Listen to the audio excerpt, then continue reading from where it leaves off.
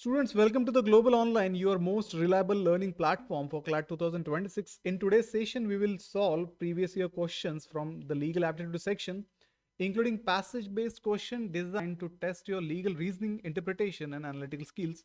You will learn how to read, analyze, and legal passage effectively, the step-by-step logic behind each question and answer, smart elimination technique to save time in the exam. Also, our new CLAT 2026 live batch begins on 10th of November 2025. This batch covers the entire syllabus with live classes, mock tests, and expert mentorship to help you score high in CLAT 2026. So you can join this course by contacting on given numbers, or simply you can download Global Online app from Play Store to join this course. So let's start with the questions. So first we will read the passage. Geographical indications, GIs, are a form of intellectual property that designates a product as originating from the specific geographic location where a given quality, reputation, or other characteristic is essentially attributable to its geographic origin.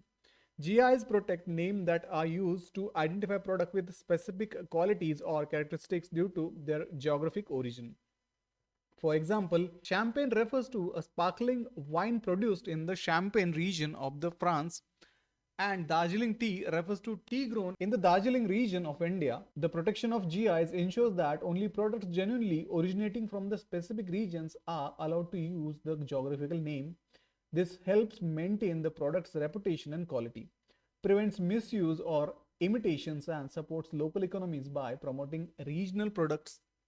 International agreements such as TRIPS agreement under the World Trade Organization, that is WTO, provides a framework for the protection of GIs globally.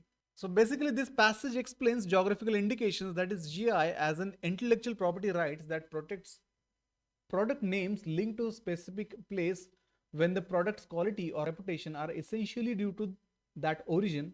It illustrates with example like Champagne and Darjeeling tea, noting that GI protection ensures only genuine regional product can use the name, thereby preserving reputation, deterring imitations, and supporting local economies. It also states that international protection for GIs is provided under the WTO TRIPS agreement, which sets minimum standard and enforcement mechanisms for member countries.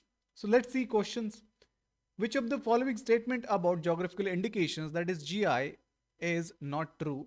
Options are given. Option A, GIs are protected under international law to ensure that only products from the specific regions can use the GI name. The use of GI name can be legally challenged if it is used by a product not originating from the specified region. Option C is given. Geographical indications, that is GI, can be used to any product which is licensed regardless of its place of origin.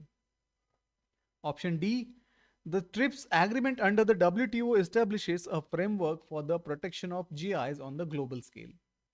So guys, we can simply locate relevant portion of this question in the passage. So as per passage, GIs protects only product from the designated regions and the TRIPS framework for GI protection. So on the basis of passage, we can eliminate some choices such as option A. As it says, GIs are protected under the international law to ensure that only product from the specific region can use the GI name. It is true. In case of option B, the use of GI name can be legally challenged if it is used by the product not originating from the specific region, which is also true because misuse can be legally challenged and prohibited.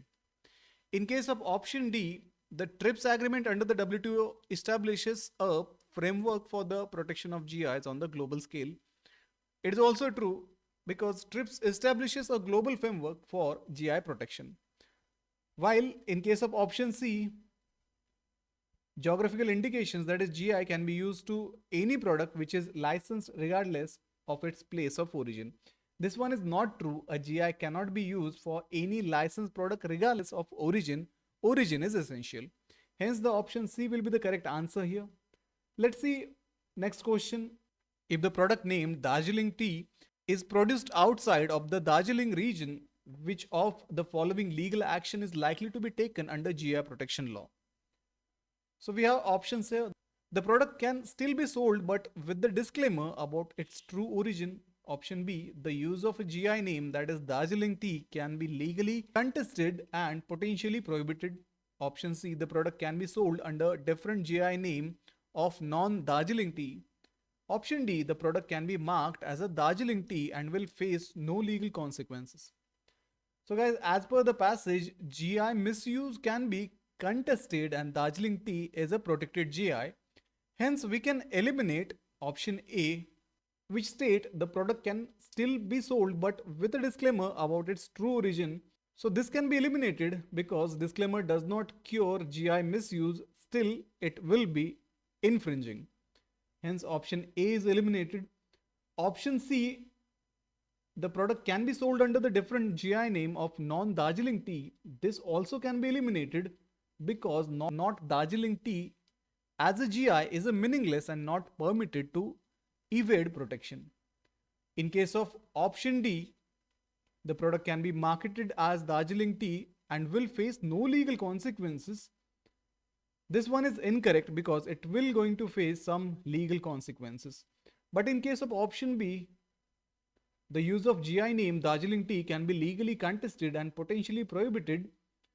This one is correct because use of Darjeeling tea outside the region can be legally contested and prohibited. Hence, option B will be the correct answer here. Next question is, which of the following is not a potential consequences of misuse of geographical indications? Options are given. Option A, loss of consumer trust in the authenticity of the product. Option B, decrease in the market value of the GI protected product. Option C, compulsory license on the patents of the misusing entity. And option D, potential legal action of infringement against the misuse. So we can simply locate in the passage, misuse lead to loss of a trust, economic or brand value will also going to decline. So the compulsory licensing relate to patent, not GI. So on the basis of this, we can eliminate option A, which says loss of consumer trust in the authenticity of the product, because loss of consumer trust occur with the GI misuse. In case of option B, decrease in the market value of a GI protected product, so it will also be a consequence because decrease in the market value or a brand dilution will going to occur. In case of option D, potential legal action of infringement against the misuse, this one is also being a consequence of a misuse of a GI because legal action infringement remedies are standard. Hence option C, compulsory license on the patents of a misusing entity, it is not a consequence because compulsory license on patent is unrelated to the GI misuse. Hence option C will be correct answer here. Let's see next question. In the context of GIs, which of the following scenarios best illustrate the concept of geographic origin? Option A is given, a product name is changed to reflect its local ingredients rather than its place of production. Option B, product is marketed with the GI name even though it is produced in a different region and country. Option C, a product is identified by GI name that correspond to the region where it is traditionally made or cultivated with distinctive qualities due to that location. Option D, a product is sold under the generic name with no reference to its production location. So we can simply locate this in passage. GI identifies products whose qualities or reputation are due to origin. Hence, on the basis of this, we can eliminate option A. It says a product's name is changed to reflect its local ingredients rather than its place of production.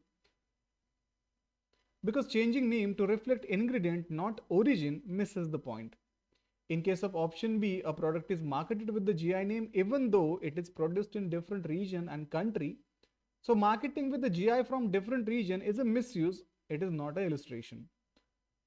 In case of option D, a product is sold under generic name with no reference to its production location. So in this case, generic name with no location reference does not illustrate GI.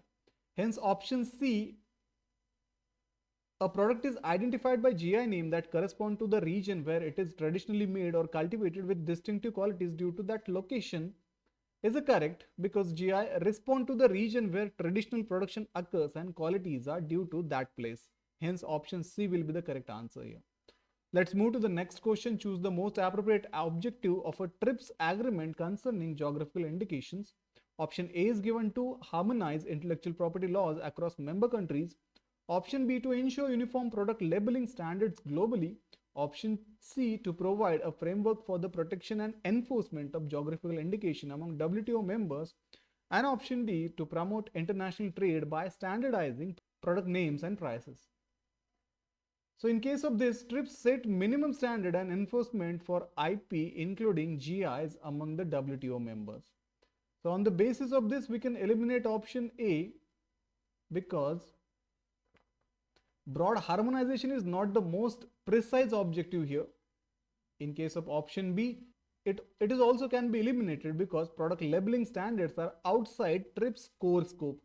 Option D also can be eliminated because standardizing names and prices is not TRIPS function. Hence option C will be correct because TRIPS provides a framework for protection and enforcement of GIs. Hence option C will be the correct answer here. So guys, you have just practiced some of most important legal aptitude PYQs, an essential part of CLAT 2026 preparation. Keep revisiting these concepts and strengthen your ability to read, reason and respond quickly under exam pressure. Join our CLAT 2026 live batch starting from 10th of November 2025 for complete syllabus coverage, mock test and expert guidance from the Global Online team. Don't forget to like this video, subscribe to Global Online and share this video with your friends. Let others learn with you. So that's all for today's lecture. Keep practicing, keep learning. Thank you.